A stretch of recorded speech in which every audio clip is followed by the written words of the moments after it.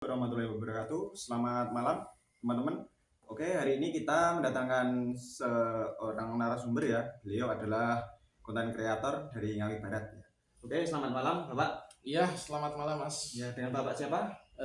Panggil saja sesuai channel YouTube-nya calon guru gitu aja. Ya, calon guru, Pak ya. Iya. Oke, ini Bapak sebagai kreator ya. Pengalaman monetisasi di YouTube itu bagaimana, Pak? Oh iya, pengalaman saya itu terus akhirnya menjadi konten kreator di YouTube itu adalah berawal dari keterpurukan Mas. Jadi keterpurukan nasib ketika itu kita sudah berkeluarga, kemudian kebetulan kita di PHK dari bisnis lama itu kan saya dulu pelaku bimbingan belajar offline ketika itu merebak dengan kemajuan teknologi, ada Android, kemudian ada internet, ada bimbel online ruang guru, akhirnya bimbel itu gulung tikar. Akhirnya kan saya di PHK kan dari situ.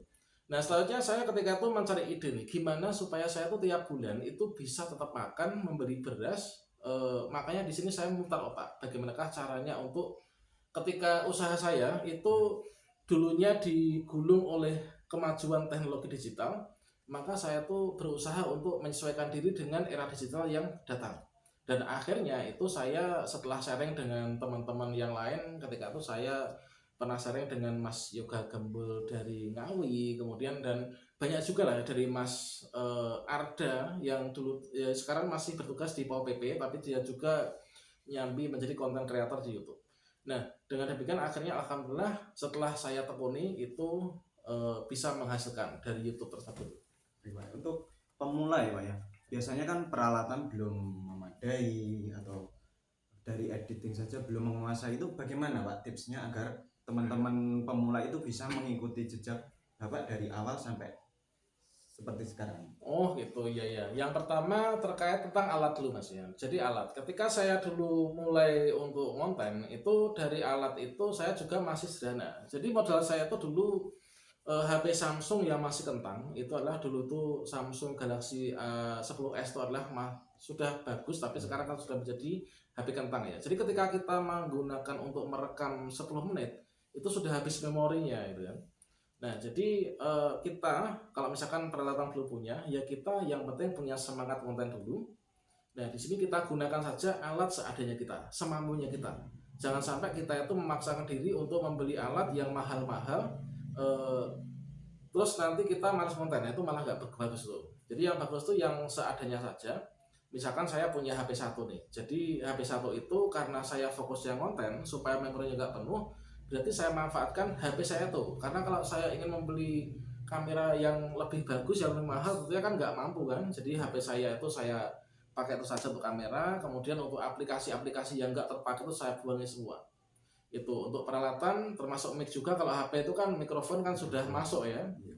Kemudian terkait tentang apa? Ide konten Mas ya. Iya, di konten. Nah, untuk ide konten, nah itu tentunya kita sesuaikan dengan passion kita atau sesuai dengan bakat, minat dan juga hobi kita. Misalkan saja saya itu adalah seorang guru misalkan ya. Jadi saya itu yang kontennya tentang guru gitu misalkan ya. Tentunya seiring dengan berjalannya era digital ini kan sekarang ini para guru-guru itu kan harus menggunakan aplikasi-aplikasi pendataan dan sebagainya. Nah, di situ menjadi celah konten nih untuk saya. Misalkan cara mendaftar CPNS, cara mendaftar PPG dalam jabatan, PPG prajabatan. Nah, saya sambil membantu dari Bapak Ibu guru teman saya, sekaligus saya rekam layar. Namun di sini kita harus blur ya untuk bagian identitas penting yang sensitif itu, nick dan lain sebagainya. Nah, itu sudah menjadi ide konten. Sama ya juga dengan teman-teman yang di luar sana, misalkan saja orang yang berprofesi sebagai bengkel misalkan. Nah, bengkel itu kan ide kontennya banyak tuh. Misalkan memberikan review sepeda motor, review mobil, kemudian pengalaman menggunakan sepeda motor ini bagaimana, cara memakai sepeda listrik bagaimana, cara merawat sepeda motor supaya awet bagaimana, ganti dan seterusnya. Orang-orang yang berprofesi sebagai peternak pun juga demikian. Bagaimanakah cara untuk merawat hewan ternak supaya gemuk, cepat beranak, cepat besar, dan lain sebagainya. Satu lagi, orang yang mungkin berprofesi sebagai seorang petani. Bagaimanakah cara menanam cabai dari awal sampai akhir, cara merawat tanaman bayam, dan lain sebagainya. Tentunya untuk ide konten itu sebenarnya apapun yang ada di sekitar kita itu bisa menjadi bahan ide konten itu Mas. Yang penting kita itu punya semangat, niat untuk belajar gitu aja. Jadi nggak perlu dipaksakan harus Iya, gimana itu oh. Pak ya. Itu susah juga kan. Iya betul banget Mas. Sesuai bidang kita, sesuai keinginan saja nih, Pak. Iya betul betul. Oke, untuk selanjutnya ini Pak, tips ya untuk pemula itu kan biasanya sudah mulai tapi nanti ada belum viral atau gimana itu kan bingung, aduh saya harus gimana ya, nggak lanjut gimana, kalau mau lanjut ini sudah terlanjur ngedon itu beri semangat Pak, tolong untuk teman-teman. Oh gitu ya. Jadi untuk semangat dan juga spirit itu kalau saya sendiri ini cerita dulu ya. Kalau saya itu ketika ketika kan sudah merasakan gajian dari YouTube itu kan. Jadi kita supaya gajian YouTube per bulan ketika tentunya setiap orang itu ada titik maksimal, ada titik minimal. Nah, ada titik kita itu sedang semangat, ada titik di mana kita itu sedang males-malesan gitu ya. Nah, kalau saya itu biasanya kalau pas seperti itu, ini saya ambil sepeda motor atau sepeda ontel, kemudian saya berkeliling di sekitar desa, di dekat-dekat sawah itu. Kemudian saya sambil udut, sambil ngopi di situ, saya sambil memperhatikan orang-orang yang bekerja di sekitar saya. Misalkan orang yang mencangkul, orang yang ngarit, atau mungkin orang yang tandur. Nah, dari itu saya menjadi pengalaman nih. Ini sisi positifnya. Wah, orang itu maton. Setiap hari dia tuh berangkat pagi sampai sore, itu dia panas-panasan. Kemudian dia itu upahnya nggak seberapa. Nah, jadi dengan demikian ini kita bisa bersyukur nih, bisa bersyukur kalau misalkan orang seperti itu petani pekerja kasaran, kemudian penghasilan sekian dibela-belain berangkat panas-panasan. Kalau saya bekerja ngonten di dalam ruangan, kemudian cuma mencari ide, editing dan sebagainya, tentunya saya harus lebih semangat nih daripada teman-teman yang di luar sana itu. Nah itu salah satunya itu. Itu contohnya ya. Nah untuk tipsnya ini adalah kembali pada diri kita masing-masing. Kalau misalkan kita itu ingin supaya semangat untuk konten, tidak malas-malesan, nah tentunya kita itu harus istilahnya tuh punya target ya, punya target.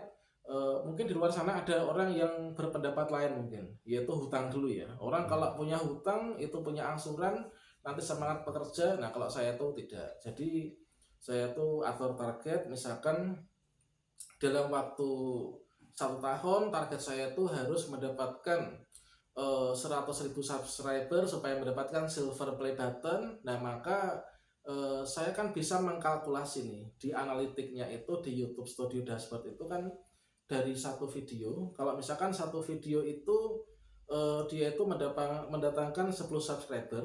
Kalau misalkan sehari saya upload 5 video, berarti kan 50 subscriber. Sama halnya juga dengan pendapatan. Kalau saya upload sehari satu video itu menghasilkan uang 3.000. Kalau misalkan upload 10 video berarti 30.000 dikalikan. Jadi ibaratnya ini finalnya gini. Ibaratnya kita itu menjadi content creator. Ini ibaratnya kita itu sedang naik kapal, naik perahu di tengah lautan. Kita memasang satu kail pancing. Itu kan kalau dapat satu. Ya. Kalau nggak dapat belum kan? Ya. Nah, kita sudah nyemplung di tengah laut nih. Maka sebaiknya kita jangan pasang kail cuma satu, tapi pasang 5, 10, 15. Nah dengan demikian itu nanti akan kemungkinan kita peluang untuk sukses itu akan lebih besar. Nah kira-kira seperti itu Mas. Oh ya, jadi kesimpulannya ya teman-teman, jadi dari segi peralatan, skill itu tidak perlu yang muluk-muluk dulu. Untuk yang kedua tadi ide konten ya, ide konten itu tidak perlu harus jauh-jauh ya, kita cukup di sekitar kita. Dan untuk inspirasi itu dari sekitar, pekerjaan sekitar itu bisa menginspirasi kita bahwa ini lebih ringan daripada yang lain. Seperti itu. Semoga bermanfaat. Assalamualaikum warahmatullahi wabarakatuh. Waalaikumsalam warahmatullahi wabarakatuh. Terima kasih Pak. Oke.